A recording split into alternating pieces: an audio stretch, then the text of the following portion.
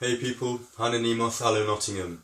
I just wanted to talk to you today about storing vegetable juice and drinking it and what to do once it's been stored. What are the best ways for it? Just going to do a quick video, very quick overview. Yesterday I made 5.5 litres of fruit and vegetable juice.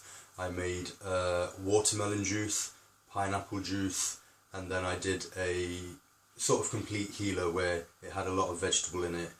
So 3 separate juices. Now in the end I ended up drinking 3 litres yesterday, and then I got a bit busy in the evening and I didn't end up having the last 2.5 litres that I wanted to. I did eat in the evening as well. I had some falafel and some hummus and so forth. So having said that, this morning was very pleasant, no issues whatsoever.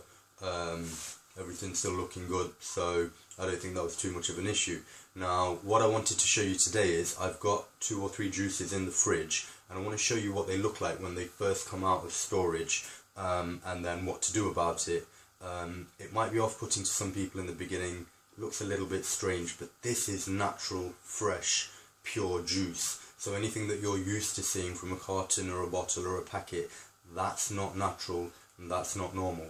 And I think the fact that now more and more of us are realising what's actually in those drinks, how they're essentially just sugar water because of the pasteurisation, because of the other preservation processes they have to undergo to be able to have a shelf life. I've been telling people recently that anything that's preserved, I actually call it pre-dead, because what they've done is they've taken anything that's alive in the juice and they've killed it in advance so that it can't degrade, and we call that a shelf life. So anything with a shelf life is actually already dead. Now I'm talking about juices and smoothies and things like that.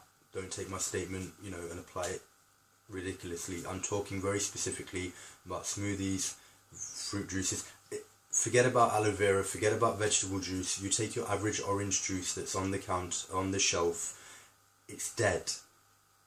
There are no alive nutrients and vitamins and minerals in it, because if there were, those would be rotting, those would be degrading.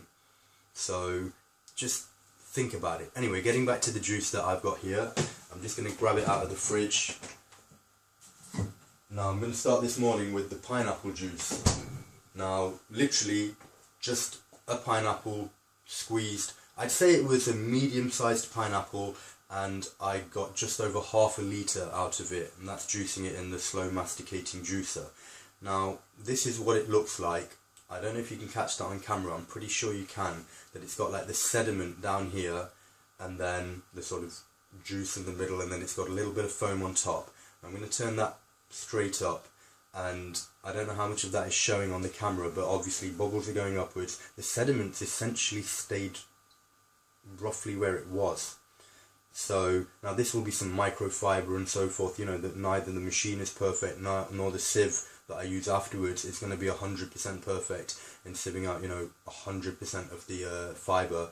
Having said that, if you saw how much fibre is actually removed, and let me see if I can actually show you that.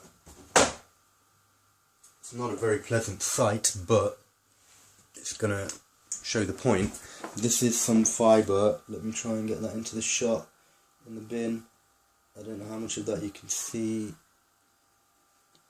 but all that carrot and mash up, you can see a bit of the pineapple and so forth. That's all from yesterday. So the amount of fibre that you're actually getting rid of, if you like, or separating, is amazing.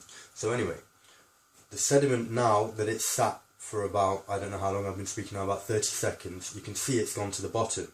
Now, some people will look at this drink and say, oh, it's disgusting, oh, it's all messy, blah, blah, blah, blah, blah. The effect that this will have on your body and what it will do for you alone is amazing.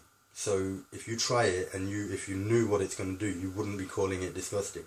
Now, how to fix it is very simple. Just give it a shake. Now, one thing to bear in mind is some pressure will have built up. What I like to do is just burp it. It hadn't built up too much there, to be fair. Sometimes you get a bit of a pop. Take the air out and then give it a shake, just so that it can actually move around. and that's essentially it. Now, another thing I like to do is let it warm up slightly. That's really cold at the minute, so I'm not going to be drinking that for another 5 to 10 minutes. I'll be pouring it out and then I'll be drinking it. Now, just to show you on video while I've got you for a minute, I'm trying to get it out slowly so that I don't shake it too much, but this is the watermelon juice.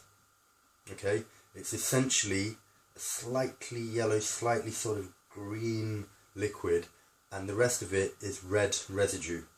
So again, when it comes time to drinking this, I'm going to do the exact same thing. I'm going to shake it up, I'm going to burp it, shake it again, and then I've got pure watermelon juice. Again, if you knew what this was going to do for your body in terms of blood circulation, some people call it nature's Viagra, some people like to mix it with strawberries and other things. Be careful when mixing melon. You really shouldn't mix melons with anything, essentially. It's to do with the acids and so forth and the reactions, but I can speak from personal experience. I tried mixing watermelon and banana a long time ago, and that tasted like feet. I don't know what feet taste like, but I'd imagine they taste better than that. So watermelon, melon juice, don't mix it with anything, keep it on its own. It's so sweet, it's so gorgeous. I've already gone on longer than I've meant to on this video, so I'm going to cut it short here.